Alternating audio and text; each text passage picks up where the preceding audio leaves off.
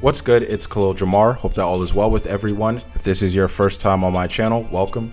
If this is not your first time on my channel, welcome back. Now, I'm making this video today at the request of Jesus Olivares after making a video about him and SSJ Bobb. And listen, if Jesus Olivares was able to subscribe to this channel, I know that everyone else watching this video can too. So please help me out, subscribe to the channel. I really will appreciate it. And like I said before, you guys liking the video, subscribing to the channel, commenting on the video, it really does motivate me to make even more videos on topics such as this. But let's get into the video today. This is going to be a difficult one today because both these guys, Ashton and Bobb, are straight up powerlifting prodigies. I would say Ashton is probably more of a prodigy than Bobb is, and I'm going to explain as to why. Now, Rouska did start powerlifting at the age of 15, and when you hear what his numbers were and what he was able to hit at the age he was, you'll understand why I think that he's more of a prodigy than what SSJ Bobb was. At the age of 15, Rouska was able to squat 408 pounds, bench press 286 pounds, and then deadlift 540 pounds. Now, this is just a few years out of puberty.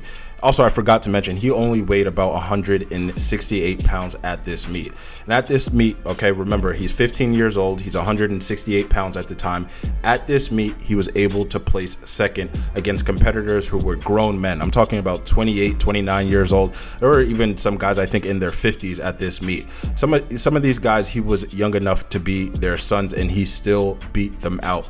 Now, some people, they're just special like this. So, of course, Ashton's first performance was a clear indicator that he was going to be one of the greatest powerlifters in the sport, if not the greatest in the sport of powerlifting. Now, I'm not going to go over Ashton's whole career. He's done a lot of impressive things, too many impressive things within the sport, but I will go over some of Rouska's best lifts. Now, in 2020, Rouska posted his best deadlift when he was able to pull 844 pounds. And he did this at a body weight of only 217 pounds, which is actually more than what Bobb was able to pull at Mega Nationals, and they weren't that far off from each other when it comes to body weight. Ashton's best bench press was back in 2021 at the Virginia Pro, where he was able to bench press 462 pounds. Now, although when you compare Rouska's bench press to others in his weight class, he's not pressing right now, at least. What he's pressing doesn't really match up to what some of the top guys are bench pressing. I will point out, though, that some of these guys compete just as bench pressers. But even when you compare Rouska to some of these powerlifters in his weight class who compete in all three lifts, bench press seems to be the one lift that Rouska has to work on the most. But at some point, I do believe that Rouska will be able to bench press 500 plus pounds. Now, Ashton's best squat came in March of 2022, which was his meet right before Mega Nationals, and at this meet, he squatted 816 pounds. And with this squat, Rouska became a top 5 squatter in the Raw division in his weight class. Now, I have made multiple videos giving breakdowns on Bobb, so I'm not going to go too much into Bobb's history. We already know how strong he is, and I don't want to be repetitive, but if you do want a breakdown of who Bobb is and how strong he is, you can click that little tab at the top. It'll take you to a breakdown of Bobb. Then you can come back here and finish this video. Now, both Bobb and Rouska, I believe, are coached by the same person, and that is the Swollefessor Marcellus Williams, who is actually extremely strong himself. But both these guys are on the same team. If this were basketball, it would be like having KD and LeBron on the same team in their primes. To me, Ashton and Bobb are pretty much equal, even though Bobb did outperform Ashton at Mega Nationals, which is a solid argument as to why Bobb may be a better powerlifter than Ashton. But if a decision had to be made, I'd say that Ashton is the better powerlifter. Not necessarily because of talent or strength, but because of Ashton's resume in the sport. Both of these guys, their strength is within the same realm of each other,